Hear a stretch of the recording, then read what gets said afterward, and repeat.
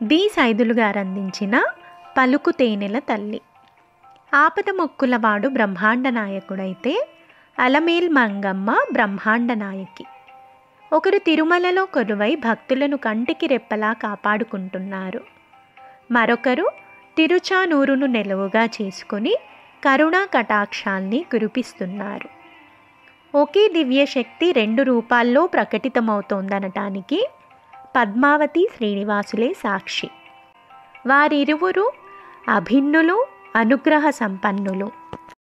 శ్రీ వెంకటేశ్వరుడు అవతరించిన తిరుమల క్షేత్రానికి ఎంత ప్రాచీన చరిత్ర ఉందో, శ్రీలక్ష్మి ఆవిర్భవించిన తిరుచానూరుకు అంతే చరిత్ర ఉంది.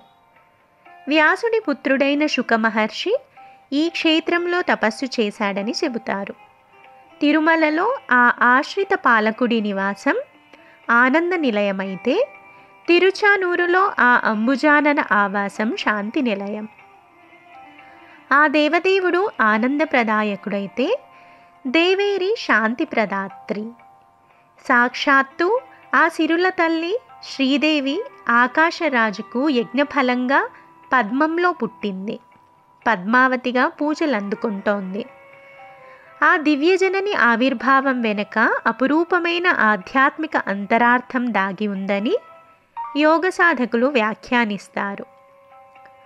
ఆ కమలం యోగశాస్త్రంలోని సహస్రార పద్మం.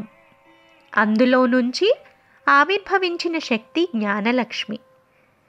జ్ఞానం లేని సంపదలు వ్యర్థమైనవని జగన్మాత ఈ రూపంలో నిరూపించింది.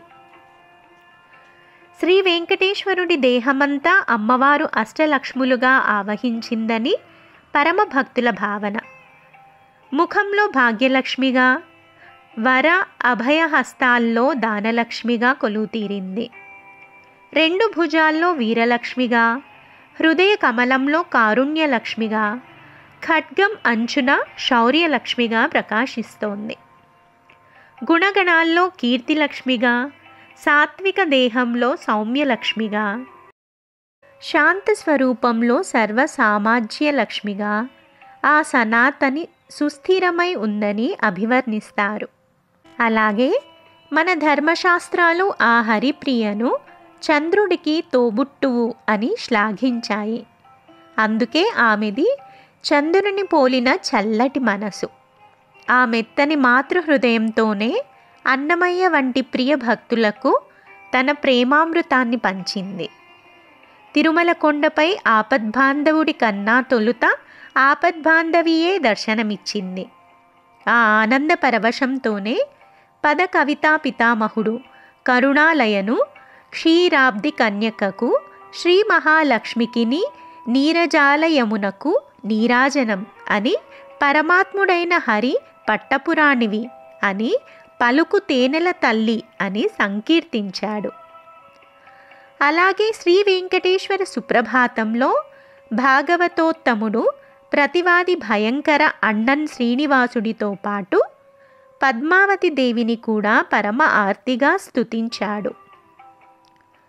తవ సుప్రభాతం అరవిందలోచనే అని మేల్కొలుపు పాడాడు. ఏటా తిరుచానూరు దివ్యక్షేత్రంలో అంగరంగ వైభవంగా 10 రోజుల పాటు పద్మావతి అమ్మవారి బ్రహ్మోత్సవాలు జరుగుతాయి. ఈనాటికి ఆ ఉత్సవాల వేళ తిరుమల శ్రీ వెంకటేశ్వరుని ఆలయం నుంచి విష్ణువల్లభకు పసుపు కుంకుమలు, చందనం, చీరసారే, ప్రసాదాలు తీసుకువెళ్ళడం ఆనవాయితీ.